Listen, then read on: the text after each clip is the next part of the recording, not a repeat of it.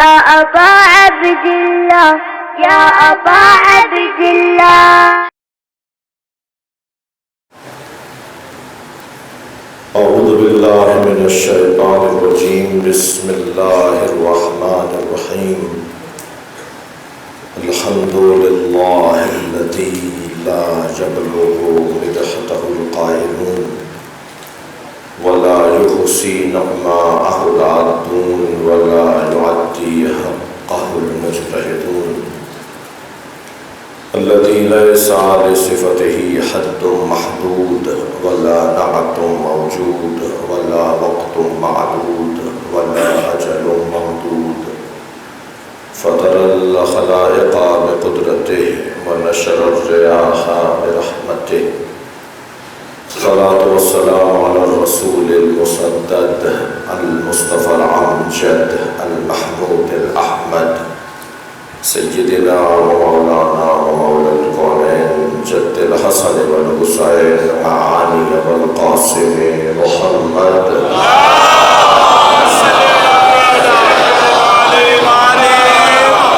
وآله الطيبين الطاهرين المعصومين الذين قال الله إنما يريد الله ليذهب عنكم الرجس أهل البيت ويطهركم تطهيرا.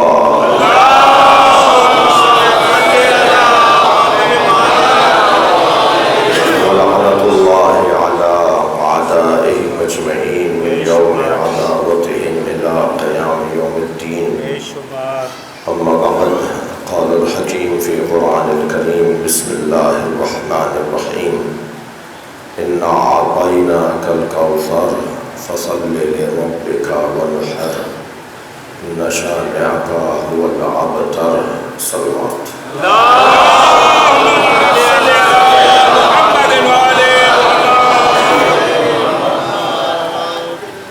جناب محترم بخاری صاحب کے مرحومین کی مغفرت کے لیے، آپ سب کے مرحومین کے درجات کی بلندی کے لیے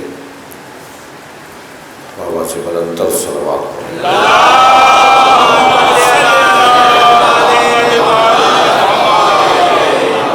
سورہ مبارکہ کوثر قرآن مجید کا مختصر اور جامع سورہ، ایک ایسا سورہ کہ جس میں اللہ نے اپنے حبیب سے جو وعدہ کیا تھا وہ کربلا کے بعد پورا ہو گیا. انا اعطیناک الکوثر، اے میرے حبیب، اے میرے رسول، اے میرے پیارے، اے میرے محبوب، اے میرے معشوق، اے میرے عاشق، ہم نے تمہیں خیر ہی خیر عطا کر دیا. خیر مطلق، خیر مطلق اللہ نے نبی کو عطا کیا ہے. مقائسے ہوتے رہیں گے. کچھ لوگ اپنی آبائی اور روائی اور مزاجی مشکلات کا شکار رہیں گے کہ اب یہ کہہ دیا ہے تو اس پہ ڈٹے رہو، چاہے وہ جو کہا ہے وہ صحیح کہا ہو نہ کہا ہو. لیکن نبی مکرم کو اللہ نے جو خیر مطلق عطا کیا وہ آہستہ آہستہ روشن ہوتا جا رہا ہے کہ نبی کا خانوادہ، سیدہ کی اولاد مطلقاً خیر ہے. یہ ہمیں ترقی کرتا ہوا دیکھنا چاہتے ہیں، یہ ہمیں آگے لے جانا چاہتے ہیں. تعجب ہوتا ہے، افسوس کا مقام ہے. آپ ذرا کبھی سنی شیعہ، شیعہ شیعہ، سنی سنی، بریلوی دیوبندی، مسلمانوں کے فرق اور ان کے مسالک کے درمیان مسائل کو اور جن باتوں کو اہمیت دی جاتی ہے ان پر ایک مرتبہ توجہ کیجیے، اور پھر مسلمان کی موجودہ حالت پر توجہ کیجیے۔ اس وقت جو پوری دنیا میں مسلمان کی موجودہ حالت ہے وہ ایک مرتبہ دیکھیے، اور مسلمان رہنما کس کام میں مصروف ہیں وہ ایک مرتبہ دیکھیے۔ تو آپ کو سوائے افسوس کے، سوائے اس بات کے کہ شاید انہیں احساس تک بھی نہیں ہے کہ اصلی مسئلہ کیا ہے، یعنی اگر مسلمان کو قتل کر دے اس بنیاد پر کہ وہ حیاتی ہے اور جو قتل کر رہا ہے وہ مماتی ہے، یا وہ مماتی ہے جو قتل کر رہا ہے وہ حیاتی ہے، یعنی حیاتی مماتی اور مماتی حیاتی کو، اور کوئی ایسے نماز پڑھنے پر اور کوئی ویسے نماز پڑھنے پر ایک دوسرے کو اگر قتل کر دے تو ایسی حالت میں اندازہ کیجئے کہ مسلمان رہنما کس کام میں مصروف ہے اور مسلمان امت کس مشکل میں مبتلا ہے۔ جب ان سارے حالات کو ایک دفعہ دیکھ لیں، میں اسی حد تک اشارے میں بات کروں گا، متحمل ہی نہیں ہے لوگ، سچ سننے کو تیار ہی نہیں، حق بات سننے کو تیار ہی نہیں ہے، اتنا اپنی ذات اور اپنی انا کا گرفتار ہیں، اتنی اپنی ذات کے اسیر ہیں کہ وہ دین اسلام مسلمان کو کچھ بھی ہو جائے بس ان کی بات خراب نہ ہو۔ یہ اس وقت مسلمانوں کی زبوں حالی ہے۔ ایسے حالات میں ان تمام معاملات کو پیش نظر رکھتے ہوئے آپ ذرا اہل بیت کے دروازے پر ایک لمحے کی حاضری دیجئے، ایسا سکون ملتا ہے، ایسا اطمینان ملتا ہے، اور اللہ کا سجدہ کرنے کو دل کرتا ہے کہ اس نے حسین جیسی نعمت عطا کی۔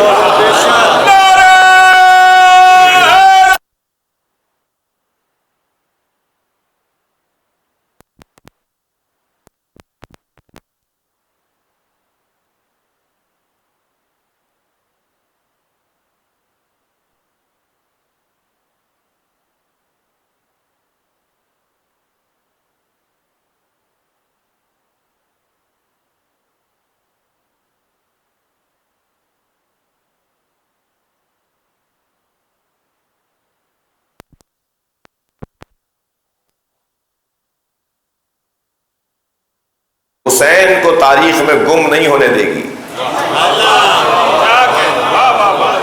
اکیلے نہیں آئے کربلا میں، یہ جیسے جیسے انسان بیدار ہوگا، کیا خوب کہا ہے یہ دو مصرے، میں کہتا ہوں ان دو مصروں پر بہت بڑی تعداد میں بڑی مقدار میں اجر و ثواب نصیب ہوگا شاعر کو۔ انسان کو بیدار تو ہو لینے دو، انسان کو بیدار تو ہو لینے دو، ہر قوم پکارے گی یہ ہمارے حسین۔ کربلا کا معرکہ کسی مسلک کا معرکہ نہیں تھا، کربلا کا معرکہ کسی دین دھرم کا معرکہ نہیں تھا، کربلا کا معرکہ انسانیت کا معرکہ تھا۔ اگر آمادہ ہے میرے ایک جملے کو سننے کے لیے، اللہ نے نبی مکرم کو مبعوث کس کے لیے کیا ہے؟ تمام انبیاء کو تو ایک شرط پر بعثت، ایک شرط پر رسالت دی، اور وہ شرط یہ تھی کہ بما بعثتم، سرکار معراج میں جب گئے، سرکار سے اللہ نے کہا ذرا ان نبیوں سے پوچھو تو صحیح جو سرکار کا استقبال کرنے آئے تھی۔ تمام انبیاء کرام نبی کا استقبال کرنے آئے، اللہ نے کہا ہے میرے حبیب ذرا ان سے پوچھو تو صحیح، بما بعثتم بما ارسلتم، تمہیں کس شرط پر اللہ نے نبوت دی ہے، کس شرط پر اللہ نے تمہیں نبوت دی ہے؟ تو سب نے ایک زبان ہو کر کہا اللہ کی توحید کے اقرار پر، آپ کی رسالت کے اقرار پر، اور علی کی ولایت کے اقرار پر۔ جی ہمیں اللہ، رسول اور علی کی ولایت کے اقرار کرنے پر توجہ ہے اب ذات کی، ہمیں اللہ نے نبوت اور رسالت سے نوازا ہے۔ لفظ اقرار ہے، ایمان نہیں ہے، یعنی یہ نہیں ہے کہ ہم سب اللہ کی وحدانیت اور آپ کی رسالت اور علی کی ولایت پر ایمان رکھتے ہیں، نہیں، لفظ اقرار ہے روایت میں۔ اقرار کا مطلب ہے زبان سے بولنا، یعنی انبیاء کرام لا الہ الا اللہ محمد الرسول اللہ علی ولی اللہ پڑھتے تھے، آپ مسلمان ہم سے نہیں پوچھیں کہ کلمہ پڑھایا کب ہے، تم بتاؤ کہ گھٹایا کب ہے۔ صلوات پڑھیں محمد و آل محمد، بلندتر صلوات۔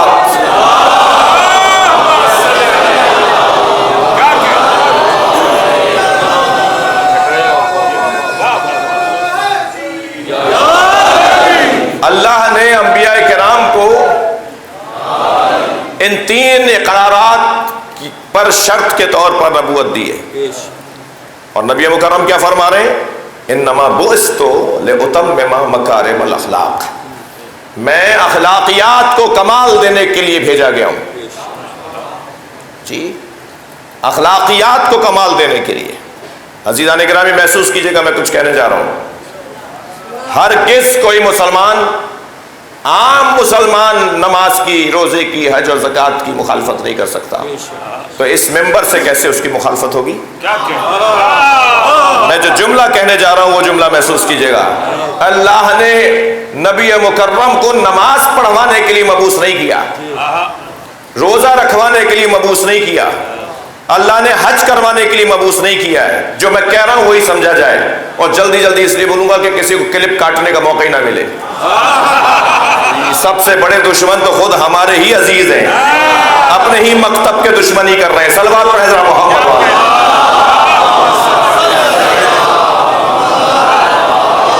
اللہ نے سرکار کو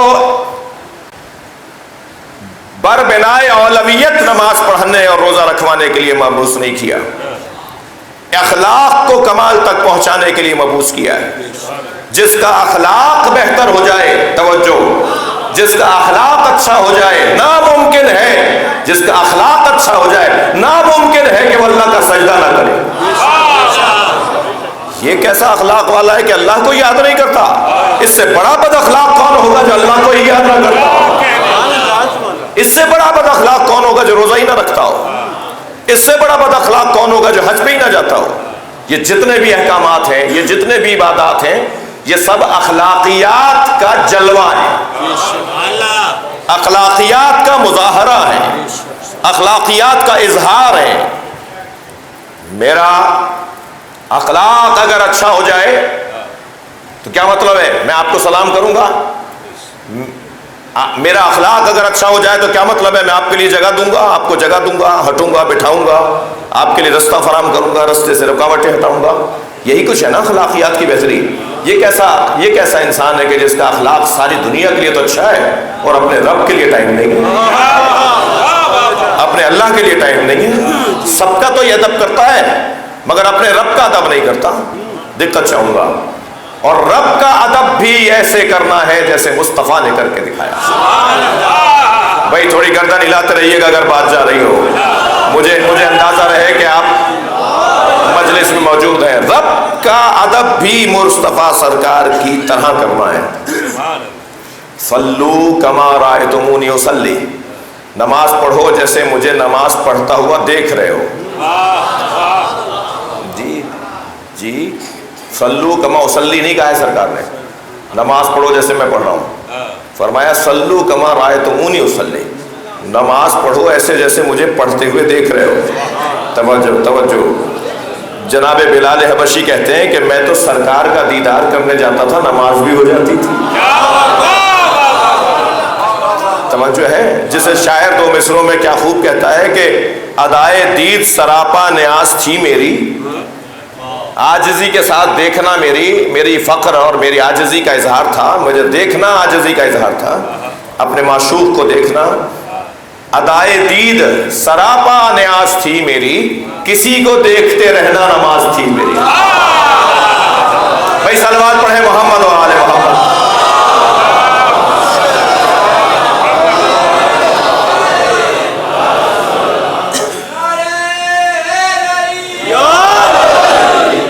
توجہ کر رہے ہیں آپ؟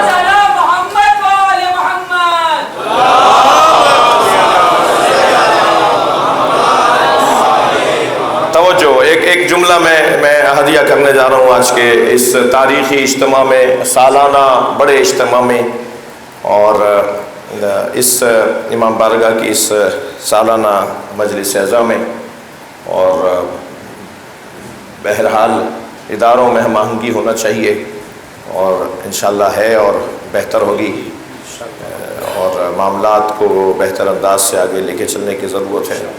ہمارے یہاں مسئلے بہت زیادہ ہیں، تو مسئلوں کو کم کرنے والا ہمیں پسند ہے، مسئلوں کو بڑھانے والا ہمیں پسند نہیں ہے۔ تو مسئلوں کو کم کریں، مجموعی طور پر ہم سب ایک دوسرے کے مسئلوں کو کم کریں، حل کریں، حل نکالیں ایک دوسرے کا۔ جی میں کچھ کہہ رہا ہوں، صلو فلو کما رأیتمونی اصلی، نماز ایسے پڑھو جیسے مجھے پڑھتے ہوئے دیکھ رہے ہو، نماز ایسے پڑھو جیسے مجھے پڑھتے ہوئے دیکھ رہے ہو، نماز ایسے پڑھو جیسے مجھے پڑھتے ہوئے دیکھ رہے ہو، سجدے میں سر ہے، پشت پر حسین ہے۔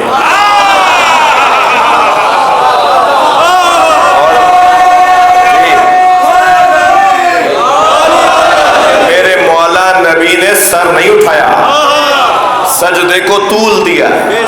نماز ایسے پڑھو جیسے مجھے پڑھتے ہوئے دیکھ رہے ہو، حسین کا ذکر سجدہ طویل کروائے، سجدہ چھوٹوائے نہیں۔ صلوات پڑھیں محمد و آل محمد۔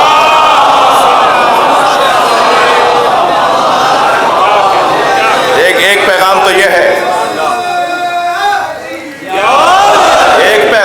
ہے، کہ حسین کا ذکر سجدے کو لمبا کرواتا ہے، سجدہ چھٹواتا نہیں ہے۔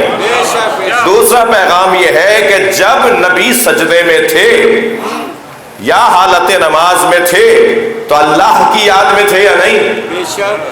تو جب اللہ کی یاد کے ساتھ حسین کی یاد مل جائے تو اسے شرک نہ کہنا بلکہ یاد الہی کا حسن کہنا۔ صلوات پڑھیں محمد و آل محمد۔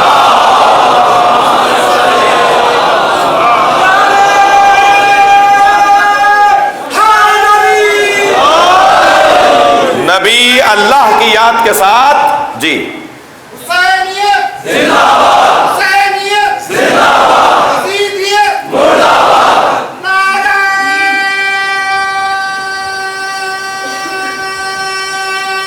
حیدری، حسین مشروطیہ امام زمانہ بلند صلوات۔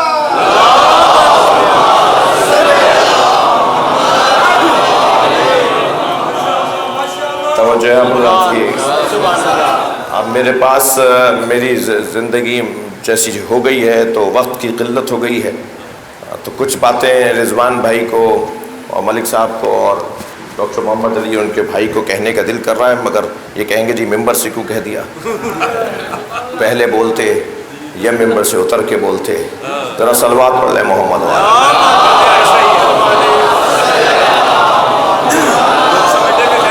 بس یہ میں نے کہہ دیا، یہی تو کہنے کا طریقہ ہے۔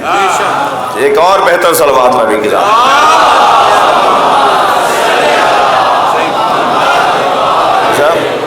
بھائی آپ بڑی تعداد میں بیٹھے ہیں، مسجد تک لوگ بیٹھے ہوئے ہیں، مسجد کے ہال تک، ذرا بلند تر صلوات پڑھیں۔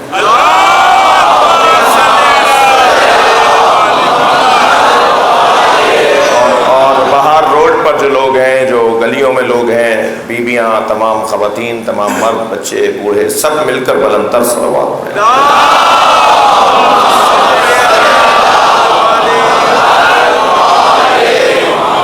کچھ کہنے کی منزل سے گزر رہا ہوں، کچھ کہنا چاہ رہا ہوں، اور بات یہ ہے کہ نبی مکرم نے کہا کہ ایسے نماز پڑھو جیسے میں پڑھ رہا ہوں، تو اب سرکار نے یاد حسین سے اپنی نماز کو طول دیا ہے، تو یاد رہے کہ وہ نمازیں اللہ کو بڑی عزیز ہیں جو جذبہ حسینی کے ساتھ ہوں۔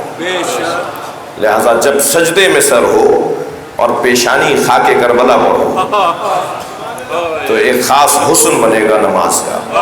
سجدہ بھی ہو تو ایسا ہو کہ جو حسین کی یاد میں ہو، یعنی اللہ کو وہ سجدہ چاہیے کہ جس میں سر کٹانے کا جذبہ ہو، اللہ کو وہ سجدہ چاہیے جس میں گھر لٹانے کا جذبہ ہو، اور بات اخلاقیات کی ہے، یعنی کیسے ممکن ہے کہ کسی کے اخلاقیات بہتر ہوں اور وہ عبادت گزار نہ ہو، کسی کے اخلاقیات بہتر ہوں وہ انسانی جذبہ نہ رکھتا ہو، یہ ممکن ہی نہیں ہے۔ تو انسانی جذبات اور اخلاقیات، ایک کوشش، چلے ہم ایسے سوچ لیتے ہیں کہ جہاں بھی آپ کو اداروں میں تناؤ نظر آئے، انجمنوں میں، ٹرسٹوں میں، حتیٰ سرکاری اداروں میں، حتیٰ کسی بھی جگہ آپ کو اگر تناؤ کھچاؤ نظر آ رہا ہے، آپ 10 دن کی تحقیق کریں یا 2 گھنٹے کی تحقیق کریں، دیکھنے اور جاننے والے ایک لمحے میں بتا سکتے ہیں کہ اخلاقی کمزوری کا مسئلہ ہے۔ مسئلہ اخلاقی کمزوری کا ہے۔ کہیں انانیت ملے گی جس کی وجہ سے بات لمبی ہو گئی، یعنی وہ قصہ لمبا ہو گیا۔ کہیں انانیت ملے گی، کہیں خود پسندی ملے گی، کہیں مادی مفاد ملے گا، جی کہیں کرسی کی طلب اور جاہ و منصب کی طلب، منصبوں کی طلب، جنرل سیکرٹری ہو جائیں، صدر ہو جائیں، فلاں مینیجنگ ہو جائیں اور فلاں چیئرمین ہو جائیں، اس کی آپ کو طلب ملے گی۔ گھوم پھر کر وہی بات آئے گی جو سرکار نے فرمایا کہ مجھے اخلاقیات کو کمال تک پہنچانے کے لیے بھیجا ہے۔ میں اپنی اب تک کی گفتگو کا نتیجہ جملہ دے رہا ہوں۔ عزیزان گرامی، کیا یہ اخلاقیات کی انتہائی کمزوری نہیں ہے کہ علی کے ہوتے ہوئے کسی اور کو مانا جائے؟ صلوات پڑھیں محمد و آل محمد۔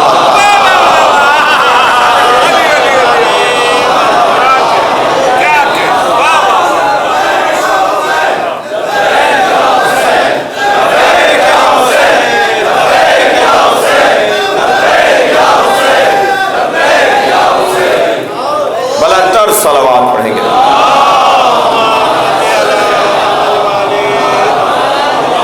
کربلا کا واقعہ اخلاقیات کو کمال تک لے جانے کا واقعہ ہے۔ امام حسین نے اخلاقیات کو کمال تک پہنچایا ہے۔ انا اعطیناک الکوثر، اے میرے حبیب ہم آپ کو خیر ہی خیر عطا کر رہے ہیں، چاہے یہ لٹ پٹ جائیں مگر امت کو ان سے فائدہ ہوگا، چاہے ان کا نقصان ہو جائے مگر امت کا انہی کے ذریعے سے بھلا ہوگا۔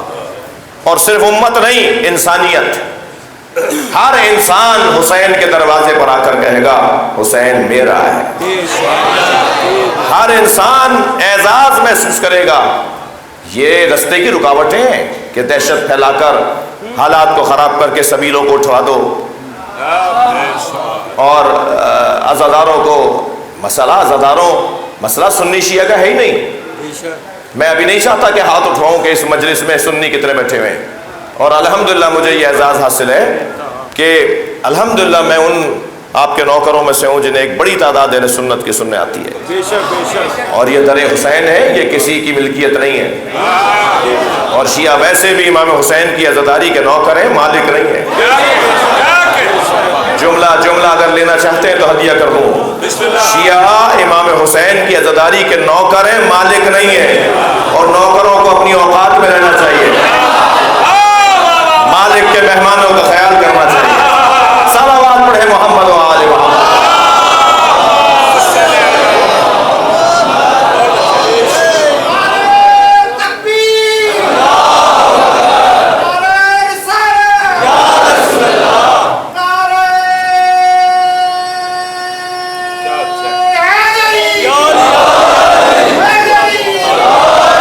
سبیلوں کا مسئلہ، ماتم، عزاداری، نوحہ، علم، مجلس، اس کا مسئلہ شیعوں کا مسئلہ نہیں ہے، اہل دل کا مسئلہ ہے۔ جو بھی اہل دل ہوگا وہ حسین کا نام لینا اپنی عزت سمجھے گا۔ اس میں رکاوٹ ڈالنا، اس کے لیے پریشانیاں بڑھانا، اس کے لیے الجھنیں بڑھانا، یہ کسی طور بھی معقول نہیں ہے۔ اور دیکھیے وقت گزر جاتا ہے، کردار رہ جاتا ہے، انسان کو اپنے کردار کو محفوظ کرنے کی ضرورت ہے۔ کربلا میں ان کا بھی وقت گزر گیا جن کے گلے کٹے، اور ان کا وقت بھی گزر گیا جنہوں نے چھری چلائی، مگر بتائیے کہ تاریخ کس کا ساتھ دے رہی ہے، مستقبل کس کا ہے؟ میرے بچوں جوانوں، یہ جملہ ذہن میں بٹھا لینا، ظالم کا آج ہوتا ہے، مظلوم کا کل ہوتا ہے۔ ذرا کل تک انتظار کر لو، مستقبل انہی کا ہے جو مظلوم ہے۔ کہیں اگر کھڑا بھی ہونا، بچوں سے کہہ رہا ہوں، جوانوں سے کہہ رہا ہوں، میری عزت میں اضافہ ہے کہ بڑی تعداد جوانوں کی مجلس میں ہے، کہیں اگر کھڑا بھی ہونا نا کسی کے ساتھ بھی کھڑے ہونا، چاہے وہ تمہارا بھائی نہ ہو، تو اس کے ساتھ کھڑے ہونا کہ جو مظلوم ہے، ظالم کے برابر میں جا کے کھڑے نہ ہونا، مظلوم کے ساتھ جا کے کھڑے ہو جانا، چاہے وہ اکیلا ہو۔ میں آپ کو حسین مولا کی قسم کھا کے کہتا ہوں، مستقبل انہی کا ہے جو آج مظلوم ہے۔ پتھر کا جواب پتھر سے نہیں دیں گے، اینٹ کا جواب اینٹ سے نہیں دیں گے، صبر سے دیں گے، برداشت سے دیں گے، تحمل مزاجی سے دیں گے۔ ایام عزا یعنی ایام صبر، عزا کا لغوی معنی ہے صبر کے، تعزیت، فلاں کو تعزیت کرنے گئے تھے، یعنی ان کو صبر کی تلقین کرنے گئے تھے۔ ایام عزا یعنی ایام صبر، اور صبر کا ایک مظاہرہ یہ ہے کہ ہم رو رو کر غصہ اپنے سینے میں جمع کرتے ہیں۔ جب ہمیں خبر کوئی ذاکر دیتا ہے کہ جناب سکینہ پر ہاتھ اٹھایا گیا تو غصہ آتا ہے نا، اس غصے کو ہم رو کر اپنے اندر جگہ بناتے ہیں۔ جب ہمیں کوئی ذاکر بتاتا ہے کہ جناب زینب کے سر سے چادر اتاری گئی تو ہمیں غصہ آتا ہے، اس غصے کو ہم اپنے اندر جمع کرتے ہیں آنسوؤں کی صورت میں، اسے اپنے سینے میں۔ حضرت مختار کا جملہ ہے، مختار ثقفی کا جملہ ہے، کہتے ہیں اس غصے کو گریے کی صورت میں، حسین پہ گریے کی صورت میں اپنے سینے میں جمع کرو، تاکہ جب حسین کا وارث آئے تو تم اس غصے کو نکال سکو۔ بخشنود امام زمانہ علیہ السلام، بلندتر صلوات۔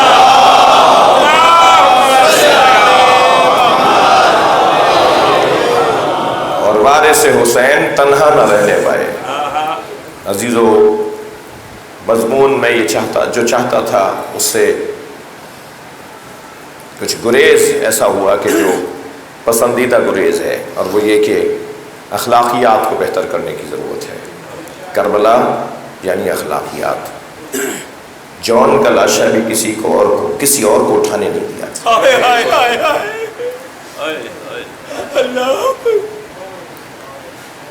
حور کے بیٹے کا لاشا خود امام حسین نے اٹھایا، اور جب حور نے بڑھ کے کہا نا کہ یہ غلام زادہ ہے، اس کا لاشا مولا مجھے دے دیں، تو امام نے فرمایا جوان کی میت باپ نہیں اٹھاتا، اجرکم اللہ۔ کوئی تھا کربلا میں جب علی اکبر کا لاشا اٹھاتے تھے کہ آگے بڑھ کر امام حسین سے کہتا کہ جوان کی میت باپ نہیں اٹھاتا؟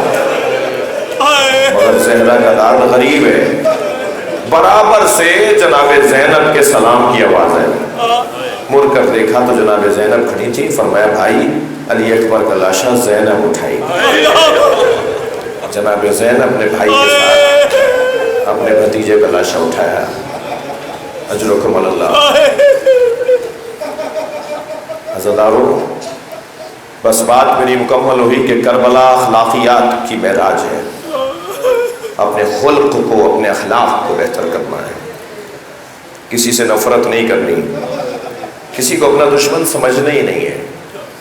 اگر کوئی کھلا دشمن بھی ہے، علنی، جس نے ڈھول پیٹ کر ہماری دشمنی کی ہے، اس سے بھی اس لیے نفرت نہیں کرنی کہ ہنر تو یہ ہے کہ اس کی جو فکر ہے اسے مارا جائے، اس کے بدن کو کوئی نقصان نہ ہونے پائے، اس کو سمجھایا جائے۔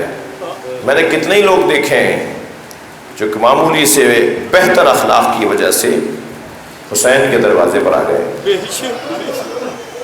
جی، ایک سنی جوان مجھ سے کہہ رہا تھا کہ میں مشی میں تھا اور ایک تبرک بٹ رہا تھا لبنانی خیمے سے، موقف سے، لبنانیوں کا موقف تھا، تو کہنے لگا میرا دل کہہ رہا تھا کہ میں وہ کھاؤں مگر رش بہت تھا، تو میرے ایک دوست نے کہا تم بولو آواز دے کر کہ میں سنی ہوں، تو کہنے لگا اتنے سارے شیعہ ہیں، میں ان کے درمیان کہوں سنی ہوں؟ کہا ذرا دیکھنا کہ جلوہ کیا ہے۔ جب اسے دور سے آواز لگا کے کہا انا سنی، وہ بانٹنے والا اس تخت پہ جہاں کھڑا ہو کے بانٹ رہا تھا اس سے اتر آیا، پورا تھال اس کے پاس لے آیا۔ اخلاق جی، خاص طور پر اگر کوئی میرا بھائی آ جائے مجلس میں تو کوئی ایسی بات نہ ہونے پائے، جتنا ہو سکتا ہے اس کا خیال کیا جائے۔ یہ حسین کے ذکر کا مہمان ہے۔ جو لوگ اس میں رکاوٹ ڈال رہے ہیں وہ ایک وقت آئے گا سمجھ جائیں گے، اور بہت سارے لوگ ان جیسے سمجھ چکے ہیں۔ ہماری تعداد بڑھتی جا رہی ہے، ہم کم نہیں ہو رہے، امام کے عزاداروں میں اضافہ ہے، کوئی پیچھے نہیں گیا۔ یہ امام بارگاہ چھوٹا پڑ رہا ہے، جب بنایا تھا تو بہت بڑا بنایا تھا، لیکن امام بارگاہ چھوٹا نہیں ہوا ہے، حسینیوں میں اضافہ ہوا ہے، اور یہ اور بڑھے گی بات، اور آگے بڑھے گی بات۔ مستقبل حسین کے بچوں کا ہے۔ جب امام سرخ پرچم اتاریں گے حسین کے گنبد سے، اور یہ پرچم پوری دنیا پہ لہرائے گا، بارڈر ختم ہو جائیں گے، ویزوں اور پاسپورٹوں کی الجھنیں ختم ہو جائیں گی۔ ویسے بھی اب بھی ایسے ہی ہے، اگر آپ 1 میٹر ہندوستان کی طرف بارڈر پر پاکستان کا پرچم لگا دیں تو وہ پوری ریاست ناراض ہو جائے گی، اور اگر 1 میٹر اس طرف ان کا کوئی بندہ پرچم لگا دے تو یہاں کی پوری ریاست ناراض ہو جائے گی۔ مگر غازی کا علم لکھنؤ میں بھی لگا ہوا ہے، غازی کا علم کراچی میں بھی لگا ہوا ہے، آسٹریلیا میں بھی لگا ہوا ہے، کینیڈا امریکہ میں بھی لگا ہوا ہے۔ پوری دنیا پر حسین کے ذکر کی حکومت ہوتی جا رہی ہے، اور تیزی سے بڑھے گی اگر میں نے اور آپ نے محنت تھوڑی سی بڑھا دی، اپنی توجہ اگر بڑھا دی۔ جیت کس کی رہی، ہار کس کی رہی، یہ تاریخ بتا رہی ہے۔ جن کے ہاتھوں میں رسیاں باندھی تھیں،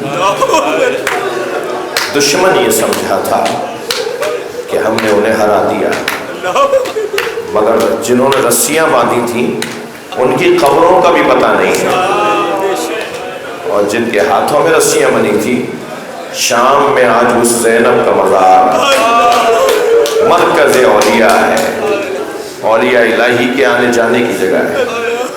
جس حسین کو ایسے مارا کہ برابر کی بہن زینب نہیں پہچان پائی، امام کا بدن ایسا کر دیا اس دشمن نے، اس حسین کو مارنے والے کیا آج نسلوں کا نہیں پتا کہ اس کی نسل سے کون سا خاندان چل رہا ہے اس وقت، لیکن اس حسین کا مزار فرشتوں کے اترنے کی جگہ ہے، اولیاء الہی کے آنے کی جگہ ہے۔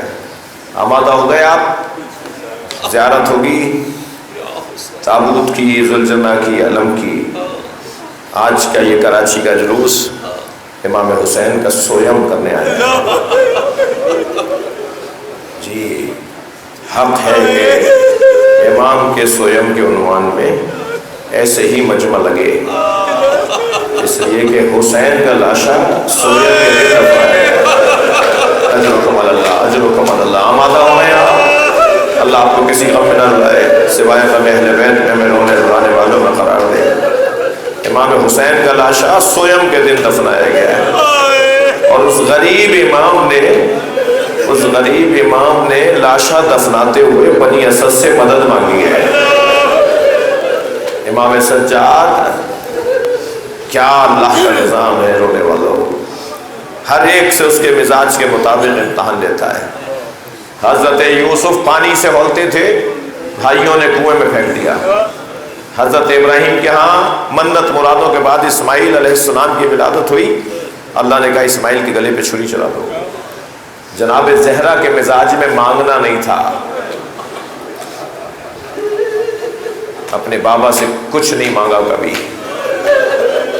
اپنے شوہر سے کبھی کچھ نہیں مانگا، بیوی کو مانگنا آتا ہی نہیں تھا، حتیٰ اپنے بابا سے کنیز مانگنے گئی، 3 دن تک جاتی رہی، بغیر کچھ کہے واپس آ جاتی۔ تیسرے دن نبی نے آ کے پوچھا فاطمہ کچھ مانگنا چاہتی ہو؟ بی بی سے کہا نہیں جاتا تھا کہ مجھے یہ چاہیے۔ جس کے مزاج میں مانگنا نہیں تھا وہ بھرے دربار میں فدق مانگنے گئے۔ یہ جناب زہرا کا امتحان تھا۔ اجرکم اللہ۔ مولا علی کے ہاں غیرت مندی بہت تھی۔ ایک یہودی اجنبی عورت کو بازار میں پٹتے ہوئے دیکھا تھا، علی نے 3 دن کھانا نہیں کھایا۔ جب مولا کے سامنے کھانا آتا تھا فرماتے تھے میں نے ایک عورت کو پٹتے ہوئے دیکھا ہے، میرے سامنے ایک عورت کو اس کے گھر والے مارتے ہوئے جا رہے تھے۔ یہ بات اور ہے کہ کیوں مار رہے تھے، میں نے دیکھا کہ ایک عورت کو مارا جا رہا تھا۔ جو علی ایک غیر اجنبی عورت کو پلٹتے ہوئے دیکھے اس کا کھانا پانی اٹھ جائے. کیسے زہرا پہ جلتا ہوا دروازہ، کیسے سیدہ کی مظلومیت کو دیکھا ہوگا. یہ علی کا امتحان. سنیں گے عزیزانو، امام حسین کا مزاج یہ تھا کہ آپ کو پیاس بہت لگتی تھی، پیاس بہت لگتی تھی. رونے آئے نا آپ. جناب زہرا کے جب ساتھ تھے نا امام حسین ولادت سے پہلے، جناب زہرا کے ساتھ جب تھے تو بی بی ایک دن روتے ہوئے نبی کی خدمت میں آئیں. کہا بابا یہ جو بچہ میرے ساتھ ہے یہ مجھے رلاتا ہے. بابا یہ جو بچہ میرے شکم میں میرے ساتھ ہے یہ مجھے رلاتا ہے. نبی نے فرمایا کیسے، کیا کہتا ہے؟ بابا یہ مجھ سے باتیں کرتا ہے مگر ہر بات کے بعد کہتا ہے انا العطشان، میں پیاسا ہوں. بابا یہ بار بار کہتا ہے میں پیاسا ہوں. امام حسین کے مزاج میں امام کو پیاس بہت لگتی تھی. جب مولا علی کی شہادت قریب ہوئی فرمایا بیٹا حسن میرے سارے بچوں کو میرے سامنے بٹھا کر افطار کرواؤ، پوتیوں کو، پوتوں کو، نواسہ نواسیوں کو، دامادوں کو، بہوؤں کو. علی کے سامنے ایک بڑا دسترخوان لگا ہوا ہے، علی مولا بستر پر ہیں. جب کھانا شروع ہوا تو فرمایا مجھے بٹھاؤ. مولا علی کو سہارا دے کر، تکیہ لگایا، سہارا دے کر علی کو بٹھایا. فرمایا میرے سامنے کھانا اور پانی لاؤ. کھانا اور پانی رکھ دیا گیا. فرمایا حسین کہاں ہے؟ تو برابر میں سے آواز آئی بابا میں آپ کے برابر میں بیٹھا ہوں. تو مولا علی نے ایک لقمہ بنایا، اپنے ہاتھ سے حسین کے منہ میں دیا، اپنے ہاتھ سے پانی کا گلاس حسین کو دیا. کہ تمہاری ماں نے مجھ سے وعدہ لیا تھا میرے حسین کے کھانے اور پانی کا خیال رکھنا. اجرکم اللہ. جناب زینب سب سے زیادہ بھائی کے پانی کا خیال رکھتی تھی. اہل بیت کو پتا تھا کہ امام حسین کو پیاس بہت زیادہ لگتی ہے. جب مولا حسین نے حضرت علی اکبر سے کہا کہ اپنی زبان میرے دہن میں دے دو، شاید میرے دہن کی تری سے تمہیں سکون مل جائے. حضرت علی اکبر نے جب ایسا کیا تو پیچھے ہٹتے ہوئے فرمایا بابا آپ مجھ سے زیادہ پیاسے ہیں. اجرکم اللہ، اجرکم اللہ. جو رونے آئے اپنی آوازوں کو آزاد کریں گے. امام کتنے پیاسے تھے اس کی دوسری مثال دے رہا ہوں. عزادارو جب ذوالجناح خبر شہادت لے کر آیا تو پہلے تو وہ ڈھونڈ رہا تھا کہ سکینہ کہاں ہے. آپ نے سنا ہے نا بیٹیوں سے باپ کو بڑی محبت ہوتی ہے، بیٹیاں بھی باپ سے بڑا تعلق رکھتی ہیں. ذوالجناح بھی ڈھونڈ رہا تھا سکینہ کس خیمے میں ہے. اسی خیمے کے در پہ پہنچا جہاں سکینہ بی بی تھی اور ایسے پیر مارنے لگا جیسے ماتم کر رہا ہوں. بابا کے گھوڑے کی آہٹ سن کر بی بی باہر آئی. کچھ بھی پوچھ سکتی تھی مگر کیا پوچھا گھوڑے سے؟ گھوڑے سے بس اتنا پوچھا یا جوادو ابھی، اے میرے بابا کے وفا گھوڑے، حل سقیا ابھی ام قتل عطشانا، مجھے اتنا بتا دے پانی پلا کر مارا؟ اجرکم اللہ، اجرکم اللہ. یا میرے بابا کو پیاسا مار دیا. یعنی اہل بیت کو اس بات کا شدت سے احساس تھا کہ حسین کو پیاس بہت لگتی ہے.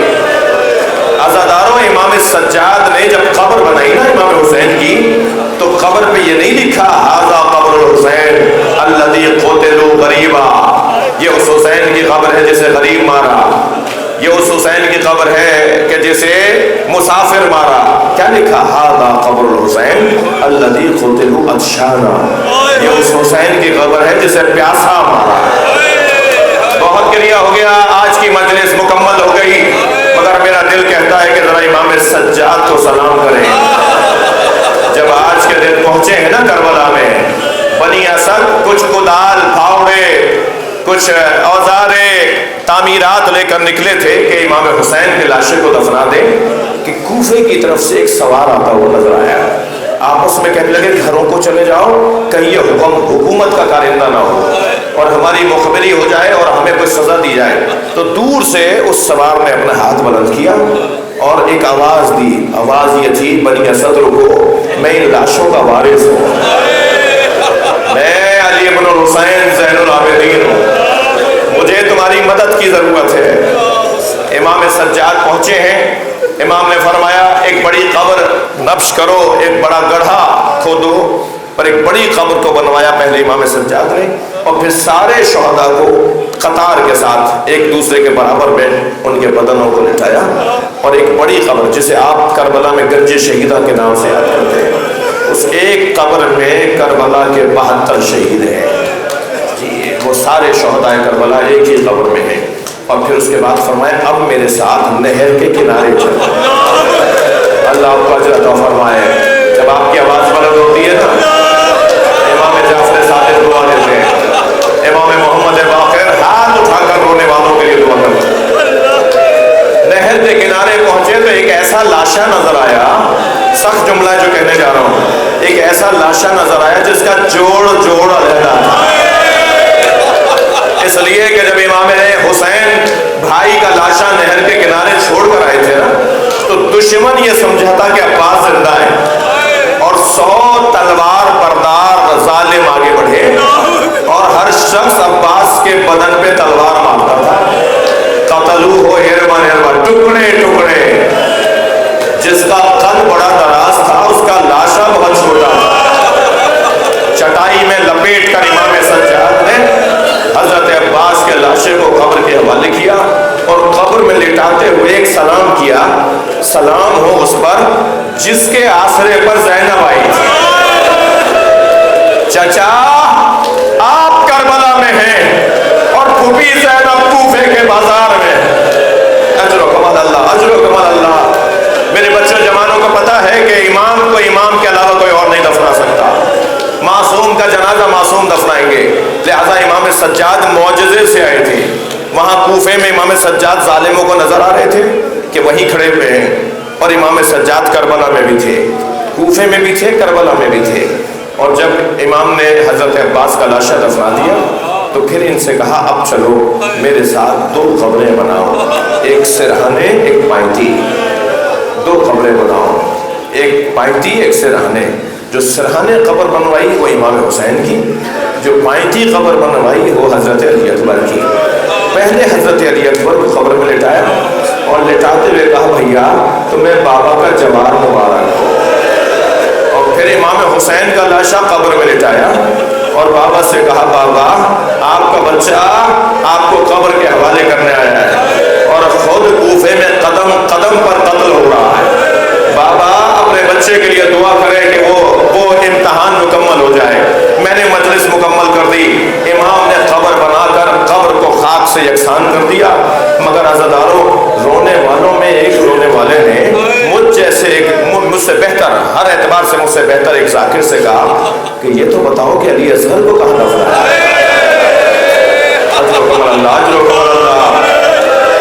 مجلس مکمل کر رہا ہوں، یہ بتاؤ امام سجاد نے حضرت علی اصغر کو کہاں دفنایا؟ تو وہ ذاکر کہنے لگا میرے علم میں نہیں ہے کہ کہاں دفنایا ہے، تاریخ میں نہیں مل رہا کہ کہاں دفنایا ہے۔ رات کو بستر خواب پر گیا، عالم خواب میں حسین نظر آئے، میرے مولا کی آنکھوں سے آنسو جاری ہے۔ اے میرے مصائب پڑھنے والوں، ذرا ہمارے رونے والوں کو بتاؤ، زین العابدین نے علی اصغر کو میرے سینے پہ لٹا دیا، میرا بچہ میرے سینے پہ لٹا ہوا ہے، سکینہ